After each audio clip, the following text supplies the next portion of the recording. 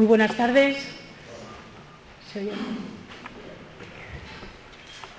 Gracias por venir a este nuevo encuentro por una ciudadanía crítica.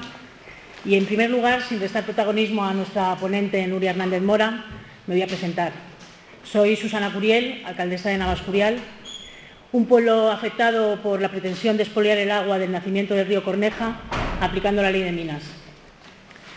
Y es para mí un honor que la organización de estos interesantísimos encuentros por una ciudadanía crítica me hayan elegido a mí, especialmente por ser una representante de un amplio grupo de gente que estamos luchando y estamos dentro del movimiento de defensa para el río Corneja y Alberche.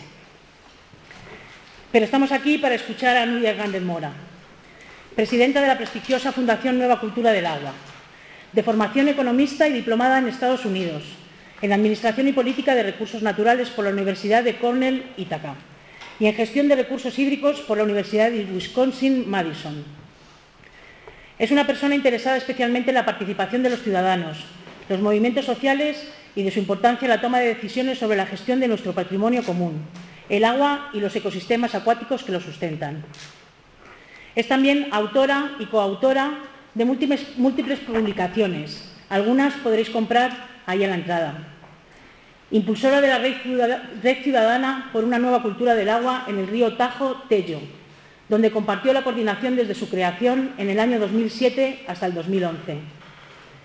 Presentar hoy aquí a Nuria Hernández Mora nos lleva a dar unos breves apuntes de la reconocida internacionalmente Fundación Nueva Cultura del Agua, de la que es socia fundadora desde el 2001 y su actual presidenta desde el año 2010.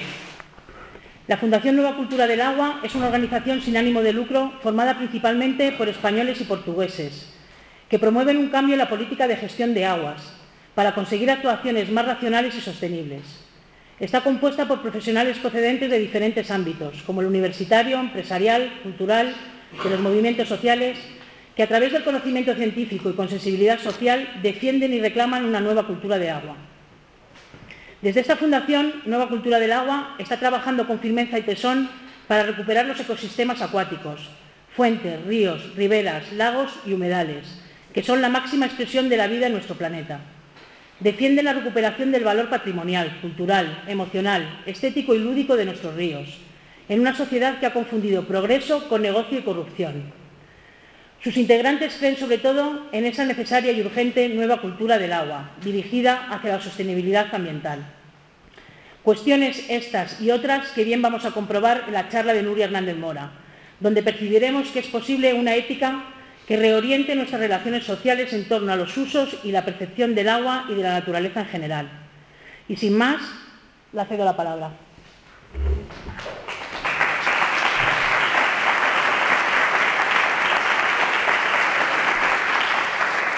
Muchas gracias, Susana. Y la verdad es que, antes de nada, has presentado también a la Fundación, que no tengo nada que decir, pero sí decir que me encanta que hayan elegido a Susana a presentarme hoy, porque la Fundación lo que nos caracteriza, sí hacemos trabajo técnico, científico, etcétera, pero lo que nos caracteriza y a lo que debemos nuestro origen es a apoyar a movimientos sociales en distintos lugares de España. En concreto, los primeros que empezaron a apoyar fue en el Pirineo, que se veían amenazados, gentes y pueblos, zonas rurales, que se veían amenazados por grandes proyectos hidráulicos que iban a beneficiar siempre a otras zonas, olvidando sistemáticamente los derechos de las personas que vivían en esos territorios a vivir como querían vivir y disfrutar de sus territorios, de sus ríos y de sus espacios en la manera en la que los habían recibido de sus abuelos y querían pasar a sus nietos, ¿no?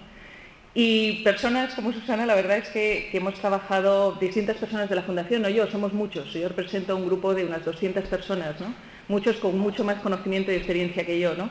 Pero que han trabajado con gente de pueblos en Andalucía, en Aragón, en Cataluña, últimamente muy activamente en el Tajo, y espero que empecemos a trabajar ahora mucho en el Duero con distintos movimientos, con gente como Carlos Tomás y otros que nos van involucrando en estos temas, ¿no? Por lo cual, agradezco muchísimo que hayas hecho el esfuerzo de venir esta noche hasta aquí y que estés aquí, y espero que podamos seguir colaborando con vosotros, o por lo menos empezar a echaros una mano en la medida de lo posible en lo que estáis intentando hacer, que lleváis muchísima razón, como la mayoría de estas luchas, ¿no? Bueno, hoy me han puesto... Otra cosa que quería decir es que para mí es un absoluto honor ser la siguiente en este ciclo siguiendo a la persona que me antecedió, que es el cura de Entrevías. Yo le llamo el cura de Entrevías porque su nombre creo que se llama Javier, ¿no?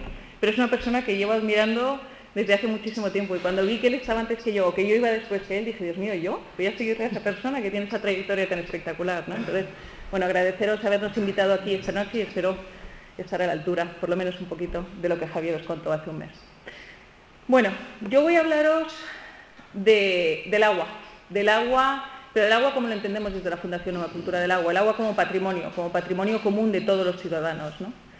Y esa visión que intentamos impulsar desde la Nueva Cultura del Agua. Y unas ideas, para empezar, ¿no?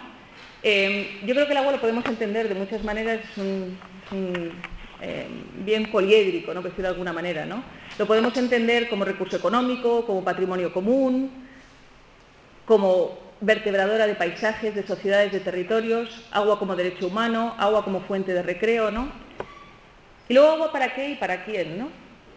Oímos mucho por políticos de determinadas regiones de España, agua para todos, agua para todo, pero claro, esto implica, está bien como eslogan político, ¿no? Y arrastra voluntades y emociona a la gente, ¿no? Como un derecho, como un eslogan detrás del cual posicionarse, ¿no? Pero claro, esto tiene implicaciones, el para todo y para todos, ¿a qué precio? ¿Quién paga ese agua, ¿no? Que se lleve de un sitio a otro, ¿no? Y con qué consecuencias ambientales, cuál es la salud de nuestros ríos, qué consecuencias hay de las decisiones que tomamos de cómo gestionamos el agua, ¿no? ¿Qué consecuencias sociales? ¿Qué pasa con las comunidades ribereñas, ¿no? Como en vuestro caso? ¿Qué pasa con otros usuarios que se ven afectados, ¿no? Y luego, ¿qué pasa con las generaciones futuras que se verán afectadas por las decisiones que nosotros tomemos hoy sobre cómo gestionamos nuestros ríos, nuestros acuíferos, nuestras aguas, ¿no? ¿Qué retos, qué problemas les estamos legando? Y luego tener en cuenta otra idea clara que todos hemos visto, esto estaba en todos nuestros libros de texto siempre, ¿no? Pero yo creo que lo olvidamos, ¿no? Que son distintas aguas, distintos usos, distintos criterios de gestión, pero un mismo ciclo del agua, ¿no? Y yo creo que una manera un poco de ordenar estas distintas interpretaciones, concepciones o distintas maneras de entender el agua, ¿no? Es una idea una clasificación, por decirlo de alguna manera, que propuso Pedro Arrojo, que fue el primer presidente de la Fundación Nueva Cultura del Agua y el cofundador de la Fundación con otra persona, con Javier Martínez Gil, ¿no? Y él propone una nueva ética del agua pensando que hay como distintas aguas para distintos usos y por lo tanto distintos derechos y obligaciones, ¿no? Está el agua vida, ¿no? que es un derecho humano, como veremos más adelante, reconocido por Naciones Unidas, ¿no? Y que es fundamental para la vida humana, pero también para la salud y la vida de los ecosistemas y de los entornos naturales por donde discurre, ¿no? Luego está el agua ciudadanía, el que utilizamos pues, para bañarnos, para el aseo, para nuestros jardines, para el baldeo de calles, en fin, el agua que utilizamos para tener una mejor calidad de vida como ciudadanos, ¿no?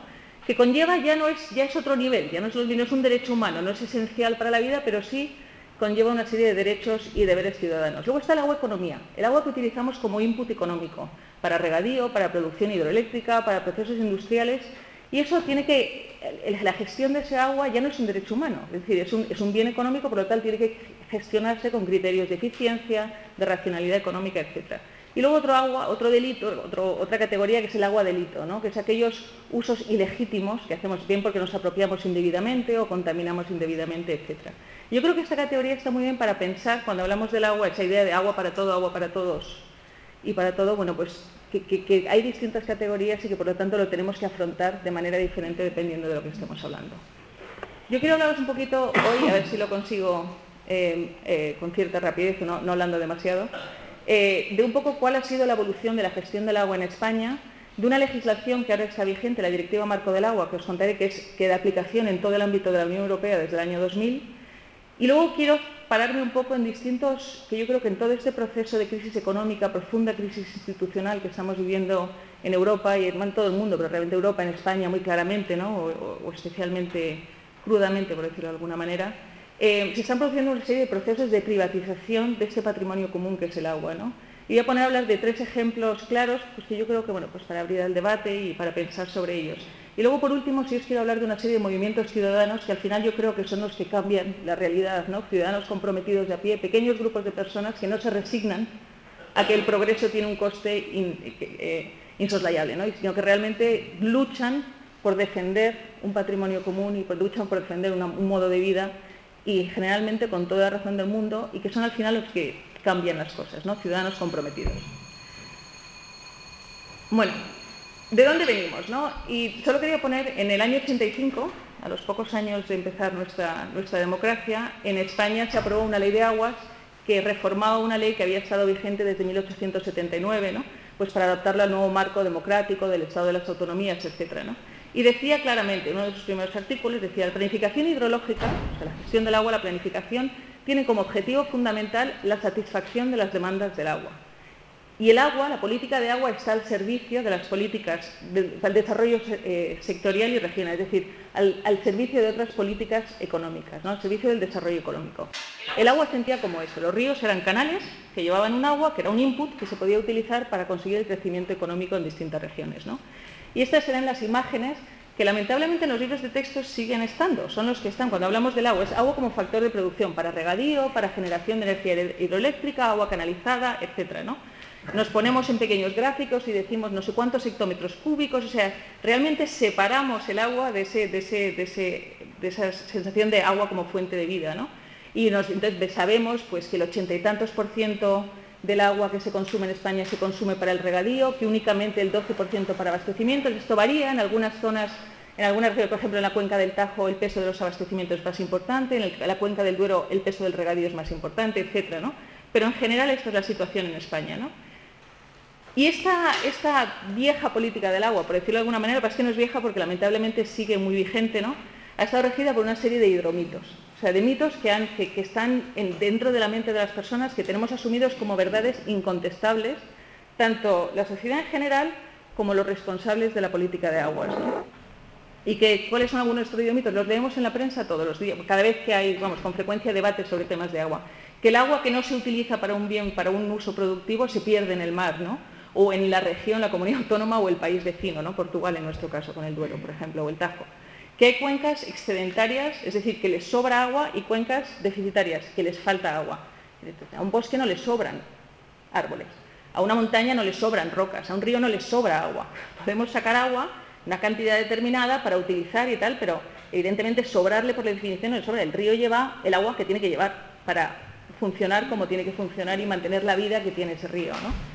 Que hay algunas regiones de España que tienen déficit estructural. Esa es una palabra que en la cuenca del Segura llevan utilizando 100 años. Hay un déficit estructural de agua, por lo cual el resto de las regiones tienen que darles para suplir ese déficit que nunca se cubre, ¿no? Porque siempre aparecen nuevas demandas, ¿no? Que frente a las sequías, inundaciones, cambio climático, hay que hacer más presas, más embalses, más canalizaciones, ¿no? Las mismas respuestas de grandes infraestructuras hidráulicas, ¿no? Que hay un debate entre hombres y patos, el agua para los hombres o agua para los patos, ¿no? Una dicotomía absolutamente falsa, ¿no? Porque si no hay agua para los patos y los ríos no están en buen estado, tampoco habrá agua para los hombres, ¿no? Y que el agua es gratis. Eso es otra cosa que está muy metida en España, que el agua es gratis porque el Estado paga las infraestructuras, paga los servicios del agua y por lo tanto agua para todos y para todo.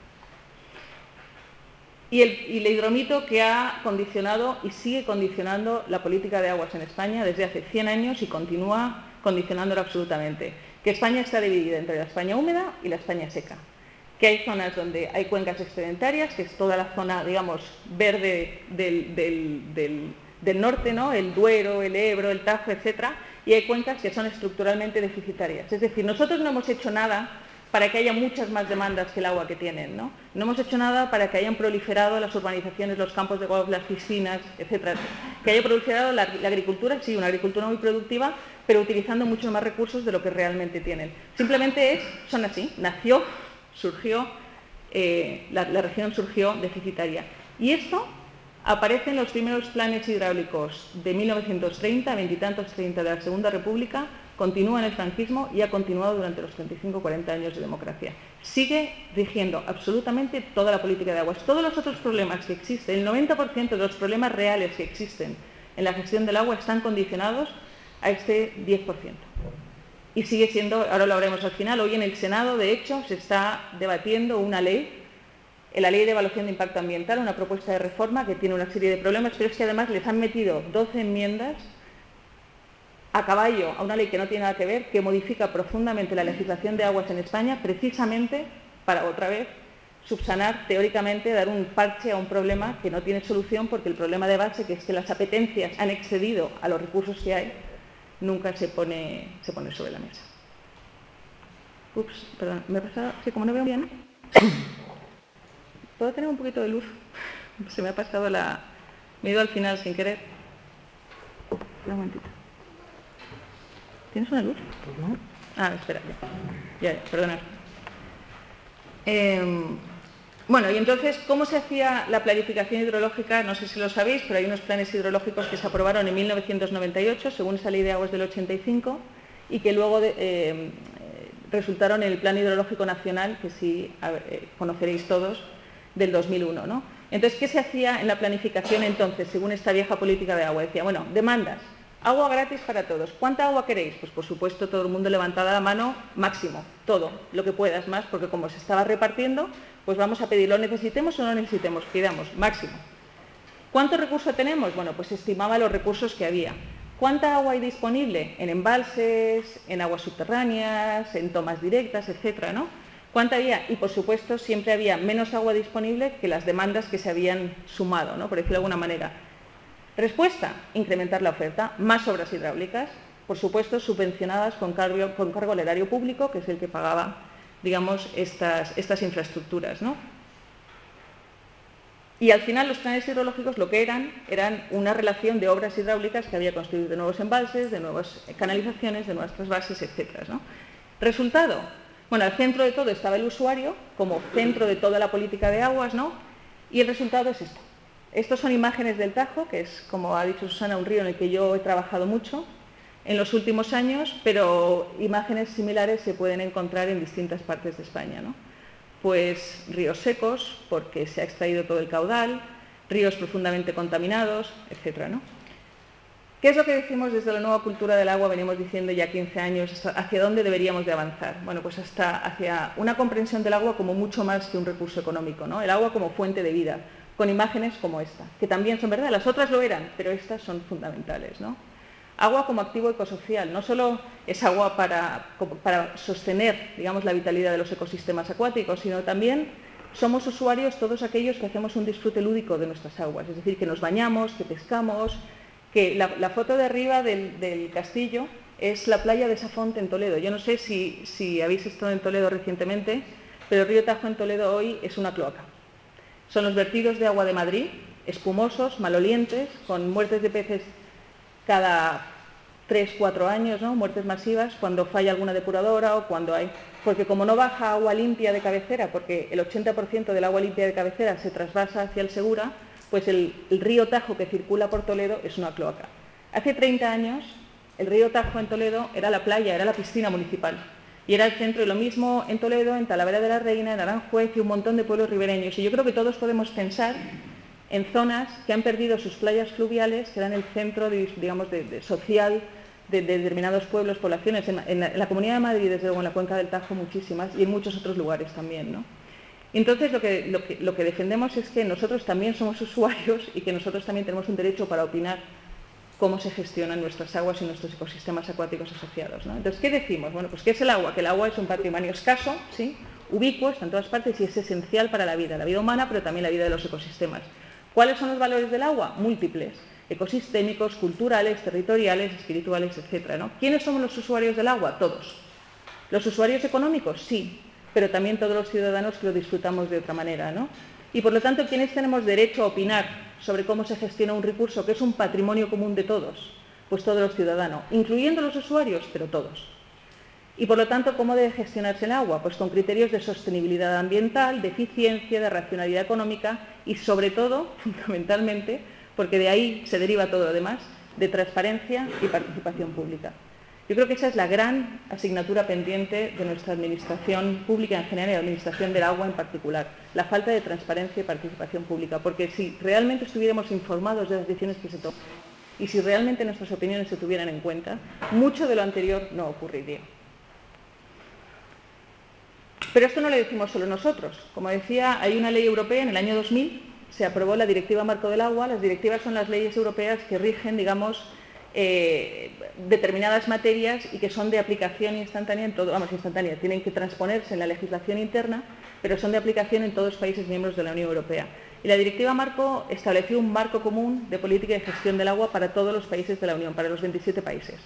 Y lo primero que dice, la primera frase de la directiva es que el agua no es un bien comercial como los demás, sino que es un patrimonio que hay que proteger, defender y tratar como tal. Y toda la directiva se articula alrededor de esos principios.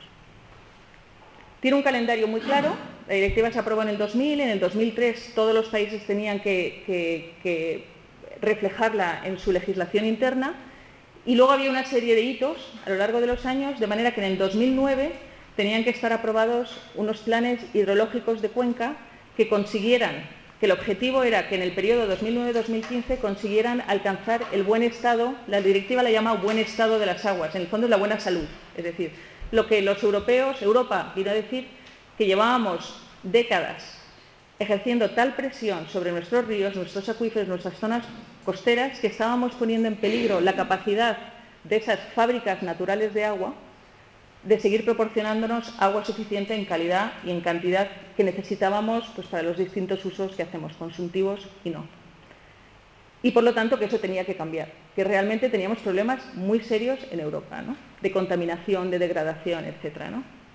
Bueno, pues entonces, como digo, en 2009 tenían que haberse aprobado los primeros planes, ahora vemos cómo estamos, de manera que en diciembre, dentro de 2 semanas, del 2013, tenían que ponerse en marcha las medidas contempladas en esos planes para conseguir mejorar la salud de estos ecosistemas, de manera que en 2013 viéramos, a ver, ¿cómo lo hemos hecho? ¿Estamos alcanzando nuestros objetivos? Sí, no, pues si no hemos alcanzado tenemos que corregir las medidas que habíamos propuesto, de manera que en el 2015 teníamos un nuevo plan para el siguiente periodo de 6 años, son planes por 6 años, ¿vale? Cada 6 años, entonces hay que revisar, y son planes en los cuales nos exigen proponer objetivos, saber cómo estamos, proponer objetivos, poner unas medidas para cumplir esos objetivos y revisar si los estamos cumpliendo o no.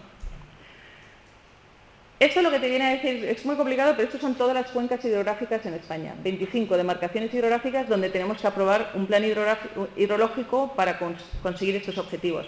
La fila de arriba es el calendario que establece Europa.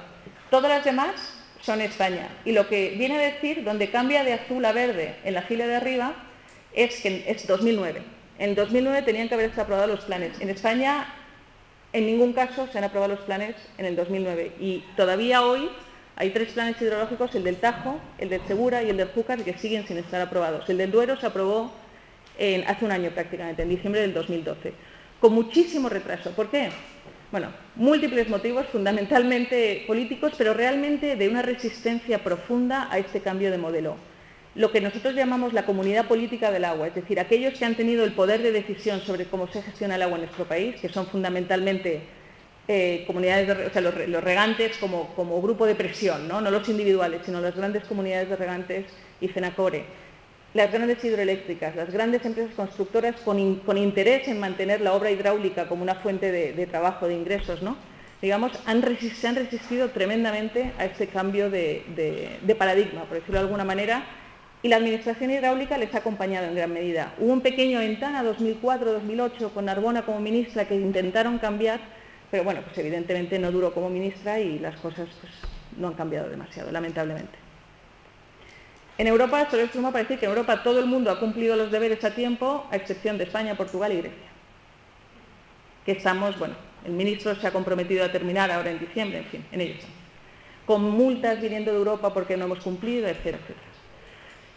Bueno, ¿cuál es el pilar? Le voy a explicar muy rápido, pero es importante, yo creo que entendemos, porque nos da unos derechos ciudadanos importantes la directiva marco, que podemos incidir, nos da derecho a incidir en las decisiones que se toman sobre el agua. Entonces yo creo que es importante, pero es una legislación muy compleja y yo creo que la gente a veces no entra porque es muy técnica, ¿no? Pero yo creo que entender un poco cómo funciona es importante porque tenemos el derecho de incidir sobre las decisiones que se toman, ¿no? Bueno, la directiva está hecha en 3 pilares. Sostenibilidad ambiental, como digo, racionalidad económica, fundamentalmente decir que el que contamina tiene que pagar por esa contaminación y que hay que recuperar los costes de los servicios del agua. Y un tercer pilar muy importante, que es transparencia y participación pública. La directiva dice que todas las decisiones que se tomen sobre el agua, en la planificación y en la gestión, tienen que ser con participación pública y con transparencia e información, ¿no? Bueno, como digo, en España, 25 demarcaciones hidrográficas, 25 planes hidrológicas. En el primer pilar, sostenibilidad ambiental, como decía, los planes empiezan diciendo conociendo el estado. Entonces, lo que viene a decir, el grafiquito eso dice, realmente lo que utilizamos una serie de indicadores, pues como cuando vas al médico y te hacen todo tipo de pruebas, análisis de sangre, radiografías, etcétera, pues lo mismo. Para ver la salud de los ríos se utilizan indicadores químicos, a ver si están contaminados o no, qué tipo de química tiene, físico-químicos, indicadores biológicos, porque dicen que los animales que viven en el río nos indican si ese río a largo plazo está bien o no, ¿vale? No son contaminación puntual, sino cuál es su estado en general, ¿no? Y luego indicadores hidromorfológicos, es decir, el río necesita un caudal determinado que varía a lo largo del año y unas condiciones de morfología naturales, ¿no? Con sus meandros, con sus bosques de ribera, etcétera, ¿no? Y para las aguas subterráneas se mira fundamentalmente la cantidad de agua que hay en el acuífero y la calidad química, ¿no? ¿Qué dice la directiva? Si los ríos están en estado peor que bueno, o sea, inaceptable, deficiente, malo, lo amarillo hacia abajo, el plan tiene que proponer medidas que nos permita llegar al buen estado, a la buena salud. Y si está en estado mejor que bueno, es decir, si está en buena salud, en el azul o verde, no puede hacer nada nadie para deteriorar ese estado. Teóricamente, porque en realidad se ha hecho de todo desde el año 2000. Pero bueno, teóricamente así funciona, ¿no? Y solo os pongo un poco los resultados de esa evaluación del estado. Esto es la cuenca del Duero, he señalado un poco Ávila ahí, y en la cuenca del Duero los que se ven en rojo, los ríos, son las aguas superficiales, los ríos, arroyos, etcétera. En rojo es que están en estado peor que bueno, ahí hay que hacer cosas para mejorar, y lo que está en verde está bien. Realmente veis que las cabeceras suelen estar bien. La zona de Ávila tiene muchísimas presiones de todo tipo, de encauzamientos, de mini eléctricas, de extracciones excesivas, de contaminación, etc. Y las aguas subterráneas, parecido. El problema fundamental con las aguas subterráneas en toda Europa, en España también y en el Duero igual, es contaminación difusa por nitratos fundamentalmente, ¿no? Por la agricultura fundamentalmente. Y este es el Tajo, porque Ávila está entre las dos cuencas, entre el Tajo y el Duero, ¿no? Y este es el Tajo. El pobre río, la verdad es que está fatal.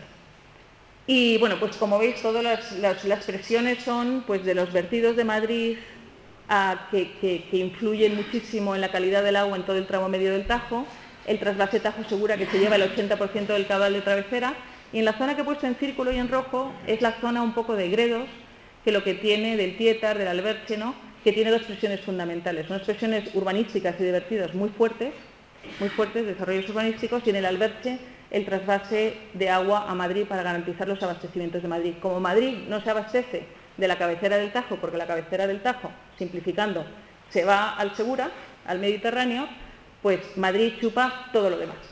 Entonces la presión sobre toda la Sierra de Guadarrama, sobre el Alberche y dentro de poco, y no estará muy lejos, sobre el Tietar, es tremenda.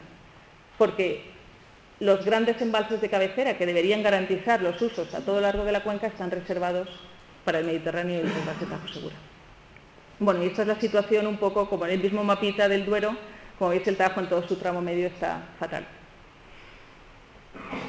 Bueno, y una vez que hemos hecho ese diagnóstico, lo que los planes han hecho, o deberían hacer, es proponer medidas tanto sobre la calidad, sobre la cantidad, de manera que el agua lleve suficiente agua, en buena cantidad, en la medida de lo posible restaurar los ríos a su estado más natural, etcétera, etcétera, etcétera. Realmente lo que ha pasado es que la mayoría de los planes, documentos de 6.000, 7.000 páginas, que son difícilmente procesables por casi nadie, han vuelto un poco a las andadas, por decir. Se invierte mucho, sí, en depuración, y es importante porque tenemos otras obligaciones europeas, pero la mayoría de las medidas siguen siendo de infraestructuras. No hemos hecho el cambio a hacer medidas de restauración fluvial, a rescatar derechos, quizá en ríos que tienen demasiados derechos concedidos y no hay agua suficiente para todo, ¿no? Y la única manera de conseguir que mejore su estado es dejar que fluya más agua por el río, en su estado natural, etcétera, ¿no? Pero bueno, esa es un poco la idea de cómo funciona. La segunda parte, el eje de la directiva, dice que tenemos que recuperar costes, es decir, que llevar agua desde el río o desde el acuífero hasta nuestros grifos en casa, o hasta la boca de riego, o hasta la industria que lo va a utilizar, cuesta dinero de cogerlo, de llevarlo, de transportarlo, de energía, de limpiarlo, de potabilizarlo, etc. Y esos costes se tienen que pagar, porque dice la directiva que si se tienen que pagar, se introduce un elemento de racionalidad, por lo cual seremos más consumidores más responsables de agua, por decirlo de alguna manera, ¿no? No dice que se tienen que recuperar el 100% de los costes, pero que hay que establecer una política de precios que nos ayude a hacer un uso más sostenible del agua, ¿no? En España es el quinto veis un poco los consumos, el precio del agua, y está un poco desfasado, porque el precio medio de agua, acaba de salir una noticia, estamos en el consumo urbano 1,7 euros metro cúbico, pero es que en Dinamarca pagan 3,5 y en Berlín 4. Es decir, realmente en España el agua está muy barata, ¿no? Otra cosa es que digamos que habrá que establecer criterios sociales, especialmente ahora, ¿no?, para aquellas familias que no puedan pagar, y evidentemente tiene que haber subvenciones en determinados momentos y tal, pero el precio tiene que ser el precio, tiene que ser explícito por lo menos, ¿no? Y luego ya podemos decidir qué políticas sociales establecemos para que nadie pierda ese acceso al derecho humano básico del agua de abastecimiento, ¿no? Bueno, el Ministerio hizo unos estudios estudiando el precio del agua en España, como digo, en ese periodo 2004-2008, ¿no? Y que sacó muchísima información. La verdad es que son estudios muy buenos, están disponibles en la página web del Ministerio, y decían que en España se recuperaba el regadío, por ejemplo, el 80% del precio del agua, algo que no es así, ¿no? Realmente en estudios que hemos hecho nosotros, simplemente directos, ingresos menos gastos, como harías la contabilidad en tu casa, ¿no? ¿Cuánto recauda, por ejemplo, esto es en el caso del Júcar, ¿no? ¿Cuánto recauda la Júcar en cánones de agua, es decir, los usuarios que pagan una cantidad determinada en cánones y tarifas, y cuánto se gasta? Pues en estos cálculos sencillitos no llegamos a recuperar ni el 12% del coste del agua, es decir, el resto lo financiamos entre todos los españoles. Y no se ha avanzado nada en esto. Estos informes se hicieron, se metieron en un cajón y nunca más se ha hablado de la política de precios. También es cierto que en otros países europeos tampoco. Y la tercera parte, que yo creo que es lo más interesante ahora, y para nosotros especialmente con los conflictos que tenéis ahora en esta zona, ¿no?, que es la tercera pata de la directiva, y dice en uno de sus considerandos dice explícitamente: el éxito de la presente directiva depende de la información, las consultas y la participación del público, incluidos los usuarios, es decir, la participación de todos nosotros, ¿no? Hasta ahora la participación, yo no sé si lo conocéis o no, pero en las confederaciones hidrográficas en España, desde el principio de sus orígenes, en 1923-26, que es cuando se creó la primera, la del Ebro, había participación de usuarios, es decir, los regantes, los hidroeléctricos estaban sentados en los distintos órganos de participación, ¿no?, la Asamblea de Usuarios, la Junta de Gobierno, etc. Pero únicamente estaban representados los usuarios económicos. Los otros usuarios, los usuarios comunes, todos nosotros, a lo mejor hay alguno aquí que sí sea usuario económico, pero como usuario, como ciudadano, no estábamos representados, ¿no? Era una representación muy limitada. La directiva dice no, que tiene que ser amplio, que tiene que ser toda la sociedad, ¿no? ¿Y cómo se reflejaba eso? Pues esto es un ejemplo de la composición de algunos consejos del agua de distintas confederaciones hidrográficas. Por ejemplo, en el Duero, si veis, de 75 miembros de consejos del agua, que son los que tienen que votar los planes hidrológicos, los que tienen que aprobar los planes hidrológicos, pues de 75 miembros hay 2 que representan intereses ambientales. El resto son regadío, empresa, usos económicos o administraciones públicas. Es decir, la diversidad no existe, ¿no? Entonces, sí, bueno, la directiva dice que hay que cambiar y hay que hacerlo diferente. La directiva dice que hay que hacer procesos de participación pública, que los planes hidrológicos se discutan, y se hizo. En unas confederaciones hidrográficas mejor, en otras peor, pero se hicieron reuniones, en el Duero salieron, hablaron con distintas organizaciones de vecinos, con comunidades de regantes, con pueblos que quisieron acercarse para hablar del tema, etc. Mal que bien, se hizo en todas partes. ¿Qué pasa? Que realmente esta ha sido la actitud y sigue siendo la actitud de la Administración Pública Española. Esto es un dibujo del Roto, que a mí me gusta mucho, ¿no? Y dice, ¿qué dice? Diálogo, participación, equidad, negociación, generosidad, pero qué tonterías tiene que oír uno, ¿no? Y realmente eso es como lo han hecho. Se han afrontado los procesos de participación pública como, bueno, sí, vamos a hacer unas reuniones, a ver que la gente diga lo que quiera, pero luego vamos a decidir los de siempre. Porque en realidad han decidido los de siempre. En las cosas pequeñas, en las cosas que no tienen implicaciones económicas, pues sí, hablamos y tal, pues sí, vamos a poner unos arbolitos aquí, vamos a hacer, vale, de acuerdo. Pero en las cosas gordas de verdad, las decisiones se han tomado detrás de puertas cerradas una y otra vez, una y otra vez. Pongo aquí algunos ejemplos, pero además con absoluta opacidad. Bueno, pues en el caso vuestro del Corneja está clarísimo, ¿no? Pero es que eso, a escala del Corneja, es que en el Tajo se ha hecho un plan de cuenca con una participación pública nefasta, pero bueno, alguna participación pública, pero realmente el trasvase, que es lo gordo, se ha decidido en una negociación a puerta cerrada, opaca totalmente, entre el Ministerio de Medio Ambiente, la Comunidad Autónoma de Murcia y la Comunidad Autónoma de Valencia, que ha resultado en un memorándum de entendimiento que ha dicho que diga lo que diga el plan, sus intereses nunca serán afectados, y que ha resultado hoy en la introducción y en la aprobación en el Senado de unas enmiendas que garantizan exactamente eso, que el plan hidrológico que se ha hecho con consulta pública y tal no vale para nada, porque sus intereses económicos no se verán tocados. Y lo mismo en el Júcar, con el Júcar Vinalopó, lo mismo en el Ebro, etcétera, ¿no? O sea que realmente este derecho que tenemos, yo creo que tendrá consecuencias en Europa y puede tener consecuencias importantes y se pondrán quejas en Europa y yo creo que va a haber consecuencias. Pero realmente tenemos que trabajar y yo creo que nos compete a nosotros como ciudadanos también creernos este derecho que tenemos y exigir que se cumpla, ¿no? Como ya lo estáis haciendo. Bueno, esta es un poco la primera parte para hablar de la directiva porque yo creo que es importante que lo entendemos porque el primer ciclo de planificación 2009-2015, el plan se aprobó hace un año en el Duero, en el Tajo se aprobará ahora en diciembre y ahora está empezando el siguiente plan. Y aunque es una cosa compleja y aunque es importante involucrarse porque afecta a todo, afecta a nuestras tomas de suministro para abastecimientos, afecta a las zonas donde nos bañamos en verano, afecta a nuestros usos del agua, ¿no? Y también a tus usos económicos, si eres un regante o eres una industria, etcétera, ¿no? Una ciudad, etcétera. Pero es que en paralelo a todo esto está habiendo una serie de procesos dentro de todas estas reformas estructurales que estamos teniendo para ajustarnos, ¿no? Tantos ajustes y tantos adelgazamientos que estamos teniendo últimamente, ¿no?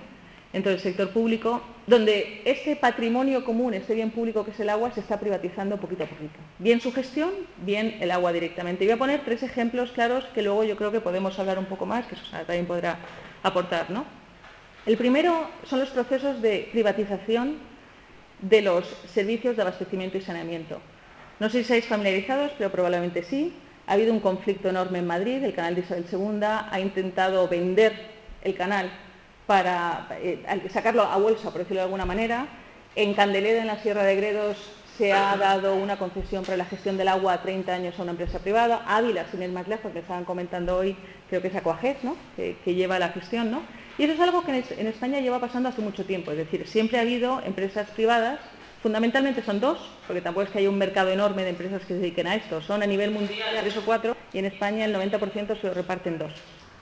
Que han hecho, digamos, la gestión para municipios. Es decir, el municipio tiene la responsabilidad de la competencia, el agua sigue siendo pública, pero la gestión la hace una empresa privada, ¿no? ¿Qué pasa? Esto ha sido un movimiento muy fuerte y estas empresas multinacionales, las 2 o 3 multinacionales, tienen muchísimo poder y mucha influencia, ¿no? Hasta el punto que en el año 2010 Naciones Unidas declaró que hay una crisis mundial en el tema de abastecimiento y saneamiento, como bien sabéis, que el derecho al agua potable y al saneamiento era un derecho humano básico. Y eso tiene consecuencias importantes a la hora de que gestionamos este derecho al abastecimiento y saneamiento. En Europa ha habido una iniciativa ciudadana que ha conseguido casi 2 millones de firmas para presentar, es la primera iniciativa ciudadana que consigue suficientes firmas para que el Parlamento Europeo presente una propuesta de ley para que Europa reconozca el derecho humano al agua. ¿Qué pasa en España? En España, como digo, generalmente un tercio, hasta hace unos años, un tercio de los abastecimientos los gestionaban estas 2 empresas privadas, fundamentalmente, Aqualia y Aquages. Una de ellas es FCC y la otra es Aquar, que a veces son parte de otras multinacionales, pero bueno. En los últimos 5 años, ese porcentaje ha pasado de un 33 a un 42%, y los procesos siguen. ¿Por qué? Porque para municipios con problemas serios, porque si dijeras que la decisión se hace, bueno, es que no se está haciendo bien y es que la empresa privada realmente lo va a hacer mucho mejor que nosotros, tenemos un problema serio, vamos a privatizar, vamos a hablar, vamos a establecer un contrato por 5 o 10 años, que hagan unas inversiones, que mejoren, pero no. El único criterio, o el criterio fundamental, es que cuando tú privatizas el servicio, tú consigues un canon, una cantidad importante de dinero, que a los ayuntamientos ahora mismo con problemas serios de financiación les viene fenomenal. Un canon que además no es finalista. El agua que te paga la empresa lo puedes utilizar para lo que quieras, para carreteras, para pagar la deuda, para construir un polideportivo. No creo que se construyan muchos polideportivos ahora, pero vamos, se han utilizado para ese tipo de cosas, ¿no? Entonces, el atractivo político de esta decisión es tremenda, ¿no? Es dinero que se puede utilizar para lo que quiere y que te viene hoy. Las consecuencias, como tú firmas un contrato de 30 años, ya se ocuparán todo de las consecuencias para tu pueblo, para tu ciudad, etcétera, ¿no? Y por otro lado, el problema, como hay problemas de financiación, subir el precio del agua, nosotros, y eso es una responsabilidad nuestra como sociedad, nunca lo aceptamos. Es decir, no hay ningún político que se precie, quizá me equivoque, que tenga las narices, por decirlo de alguna manera, de decir, no, es que el coste del servicio del agua habría que subir el precio del euro que cuesta metro cúbico a 3. Porque necesitamos mejorar la red de alcantarillado, porque necesitamos mejorar la red de abastecimiento, porque necesitamos una nueva depuradora, lo que sea. Aunque la depuradora no es responsabilidad del ayuntamiento. Pero bueno, nadie lo hace, porque pero porque el precio político que pagan, si eso lo hacen, es tremendo. Entonces es mucho más fácil para el responsable decir, no, lo voy a privatizar y que sea la empresa la que suba el precio y ya se llevará él o ella o el coste social, digamos, o político del tema, ¿no? El problema es que la privatización, hay una frase de un compañero de la Fundación que dijo recientemente en un artículo de prensa y me gusta mucho, ¿no? Leandro, un colega. Dice, la privatización de la gestión del agua es la más flagrante renuncia por parte de los políticos a sus responsabilidades y competencias como gestores de servicios públicos básicos. El abastecimiento es una de las 2-3 competencias esenciales de los ayuntamientos. Entonces, a mí que un político me diga, que un responsable, que un alcalde me diga, no, es que eso no lo sé hacer bien y lo voy a privatizar, entonces no sabes hacer bien tu trabajo, entonces no te presentes, que venga otro que sabe hacerlo, ¿no? ¿Que hay problemas? Evidentemente hay problemas, ¿no? Pero la solución no es vender el servicio a 30 años con unas condiciones nefastas para los ayuntamientos sistemáticamente, perdiendo toda capacidad de control y donde todas las mejoras en eficiencia no revierten al pueblo, sino que revierten a los accionistas de la multinacional que ha pagado por ese servicio, ¿no? En hidromitos solo quería poner 3, ideas hay muchos más y en la página web de la Fundación que pondré al final tenemos un documento donde explicamos un poco los mitos de la privatización y yo creo que es interesante y todos nuestros informes están gratuitamente disponibles a quien quiera consultarlos, ¿no? Una de las cosas que se dicen es que la capacidad inversora del sector privado puede resolver los problemas de financiación del sector público. Vale, entonces por lo tanto vamos a privatizar, ¿no? Pero ¿qué pasa? Los beneficios de la gestión no revierten al ayuntamiento, no revierten a los ciudadanos, revierten, como digo, a los accionistas. Además, muchas veces en los contratos de cesión se garantiza, el ayuntamiento garantiza una rentabilidad mínima. Y si no consigue la empresa esa rentabilidad, nosotros les pagamos para garantizar esa rentabilidad. Y además, si hay quiebra financiera y pasa una y otra vez del servicio porque no funciona, entonces el ayuntamiento tiene que entrar, está pasando en Toledo ahora mismo, y pagar una cantidad millonaria a la empresa concesionaria para garantizar que no quiebra económicamente. Y son empresas que realmente no tienen interés a largo plazo, o sea, el interés es un interés empresarial que está bien, o sea, que es perfectamente legítimo, ¿no? Pero quizá no es la mejor manera de gestionar un servicio esencial para los ciudadanos, ¿no? Otra cosa que dicen es que el sector privado es más eficiente, porque como se mueve en competencia, ¿no? Pues la competencia te hace ser más eficiente y más eficaz, etcétera. Pero no existe competencia. Como digo, puede haber una mínima competencia por conseguir el servicio, pero como te digo, 2 empresas se reparten el 90% del mercado en España, ¿no? Pero es que una vez que tienes el servicio, no hay competencia. Tú no puedes decir, yo vivo en Madrid, Canal de Isabel II, no me gusta mi servicio del agua, me voy a ir con el de enfrente, ¿no? Porque no tienes un proveedor, es un monopolio.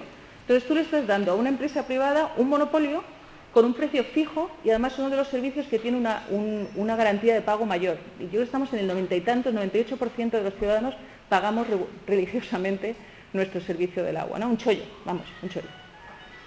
Y luego, una cosa que se dice es que una adecuada regulación en un contexto de liberalización puede funcionar muy bien. El problema es que el servicio del agua no está regulado en España, con lo cual las empresas, cada ayuntamiento pequeño, negocia con unas empresas muy grandes unos contratos en condiciones que generalmente son ventajosas para la empresa y no son nada ventajosas para los ayuntamientos. Bueno, y no voy a entrar en esto porque es mucho, pero simplemente defendiendo la gestión pública, yo creo que como ciudadanos críticos, como dice el ciclo de conferencias, también tenemos que exigir una gestión pública que cumpla los requisitos que estamos exigiendo al privado, digamos que criticamos del privado. Es decir, demasiadas veces la gestión pública realmente no es transparente, la gestión pública no es eficaz, no es eficiente, entonces yo creo que nos compete también exigir que la gestión pública cumpla una serie de requisitos mínimos, ¿no? Segundo área de privatización, la privatización de las fuentes de suministro, el agua embotellada. Y aquí es el tema del Corneja, ¿no? Y yo voy a decir 2 cosas, una serie de cosas a tener en cuenta porque, insisto, una vez más, como ciudadanos críticos tenemos que pensarlo así, ¿no? Primero, Bezoya, en este caso, o cualquier otra empresa embotelladora, no está generando un servicio que nadie compra. El consumo de agua embotellada se ha duplicado en el mundo en los últimos 10 años y en España crece de manera exponencial desde hace ya varios años. Entonces, realmente tenemos un problema social serio donde estamos aceptando lo que nos están vendiendo, que es que el agua de botella es de mejor calidad que el agua del grifo.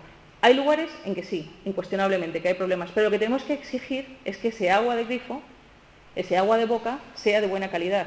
No irnos a pagar un agua embotellada que tiene unos problemas ambientales brutales, de residuos, de consumo de energía, de consumo de agua, de impacto en zonas naturales. Secan son siempre zonas, como te voy a contar, zonas especialmente valiosas desde el punto de vista natural, las fuentes de los ríos, etcétera, que generalmente se destrozan, ¿no? ¿Tiene realmente mejor calidad que el agua del grifo? En muchas ocasiones no. De hecho, la Organización Mundial de la Salud ha sacado estudios que dicen que en países desarrollados, esto es muy contextual, ¿no? Pero en países desarrollados, que los análisis que se hacen del agua de boca en las ciudades muchas veces garantiza la calidad mucho más que el agua de botella, ¿no? Y luego el precio que pagamos, como decía. El precio medio en España del agua de grifo en zonas urbanas es 1,7 euros metro cúbico. Por el agua embotellada pagamos 2.000 euros metro cúbico. Yo creo que ahí hay un margen amplio para mejorar los servicios de abastecimiento de los ayuntamientos y no recurrir al agua embotellada, ¿no?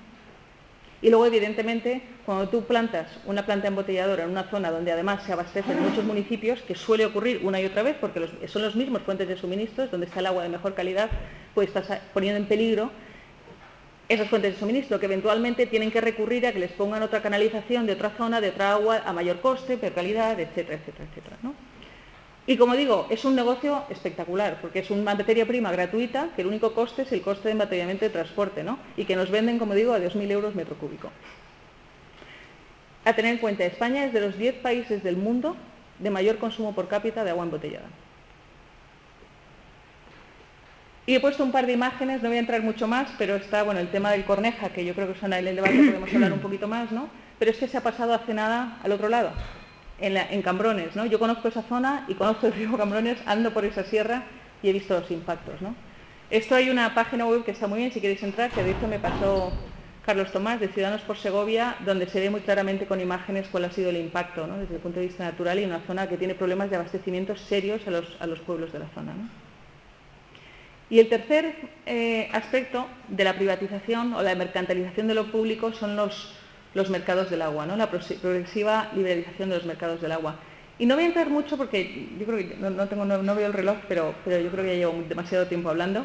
Pero en España, desde el año 99, existen dos posibilidades de intercambio de aguas. Hay un mercado de aguas muy, muy regulado que sirve para hacer frente a problemas de escasez en zonas concretas, ¿no? Que son los contratos de cesión y los centros de intercambio. Insisto, no voy a entrar mucho, pero sí existen. Tiene que tener autorización administrativa, tiene que cumplir una serie de criterios muy claros.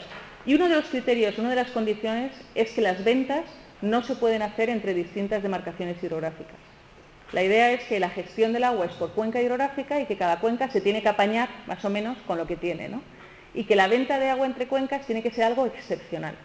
De hecho, en la sequía del 2005-2008, no sé si la recordáis, pero fue una sequía excepcional en España y hubo muchas zonas que tuvieron serios problemas de abastecimiento, regadío, etcétera, ¿no? Como la de los 90, ¿no? Y entonces, como ya existía la figura de los mercados, excepcionalmente se aprobaron unos decretos, Real Decreto Ley, como nos encanta en España legislar todo por Real Decreto Ley, no vaya a ser que los ciudadanos podamos opinar y entrar en el debate y no se puede aprobar lo que quieren aprobar, ¿no? Pues se aprobaron Reales Decretos Leyes de sequía, ¿no? Donde permitían excepcionalmente que se vendiera agua entre cuencas hidrográficas. ¿Qué pasó? Y en eso lo veis en la columna de las ventas de agua. En el 2007, normalmente se había vendido agua cada año muy poquito, utilizando las figuras que existían, pues muy poquita agua, eran volúmenes pequeños. En los años de sequía hubo una serie de comunidades de regantes en la cuenca del Tajo, comunidades de regantes que no estaban regando, que de hecho estaban en un proceso de modernización de regadíos y por lo tanto no estaban en explotación en ese momento, y vendieron el agua que tenían asignada a los regantes del acueducto Tajo Segura, el Sindicato Central de Regantes de Tajo Segura, en la cuenca del Segura, Júcar, etc. Esos volúmenes no circularon por el Tajo, por lo cual el Tajo, que estaba en un momento de sequía y con problemas muy serios de abastecimiento, problemas muy serios de calidad, perdió todavía más volúmenes, una venta de lo cual se beneficiaron una serie de señores por vender un bien que no es suyo, para empezar, ¿no?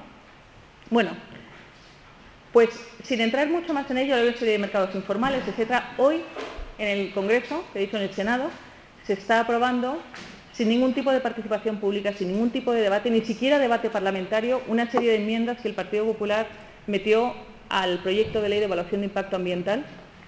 Y en estas enmiendas, esencialmente, lo que hace, por un lado, es lo que os decía antes, decir que lo que diga el plan del Tajo da igual, porque vamos a garantizar que los regantes del Segura pueden seguir recibiendo las aguas del trasvase, haya o no haya suficiente agua para cumplir las necesidades del Tajo, pero además permite por primera vez que los usuarios, Los concesionarios de agua de cualquier cuenca hidrográfica pueden vender agua a otra cuenca hidrográfica sin necesitar el permiso, digamos, del Congreso como era anteriormente mediante decreto ley, etc. Es decir, han liberalizado absolutamente el mercado del agua, lo cual quiere decir que concesionarios se pueden beneficiar, por decir una cosa, con muy poca control administrativo de un bien que es de todos, sin tener en cuenta, digamos, las consecuencias ambientales y sociales que puedan tener, ¿no? Y ya para terminar, quería un poco decir que dentro de este contexto, que lo estoy pintando un poco negro, hay una serie de movimientos ciudadanos que se están creando y que yo creo que están siendo, lo que están siendo realmente es estar alertas a lo que está pasando y denunciar y demandar el derecho a estar informados, el derecho al poder opinar, el derecho al poder influir en la toma de decisiones, ¿no? Ahora existen redes, se llaman redes, han cogido el nombre de la nueva cultura del agua, pues yo creo porque se identifican con esta idea de agua patrimonio, ¿no?, de que estábamos hablando. Y existen estas redes ya en el Tajo, en Andalucía, en el Júcar, en el Ebro, en Navarra se ha creado una, ¿no? Y en el fondo lo que hacen son redes virtuales, funcionan por correo electrónico, se reúnen de vez en cuando y se apoyan unos a otros. Veis algunas imágenes de las distintas del Tajo que se creó en 2007 y se apoyan cuando existen determinados conflictos que entienden que es un conflicto común, ¿no? Porque bien unen pues, identidades territoriales o de cuenca, etcétera, ¿no? Y realmente poco a poco lo que están consiguiendo es un poco en esa demanda de esos derechos ciudadanos de poder influir, de poder estar informados y de poder participar activamente en la toma de decisiones de un recurso, de la gestión de un recurso que es un patrimonio común de todos.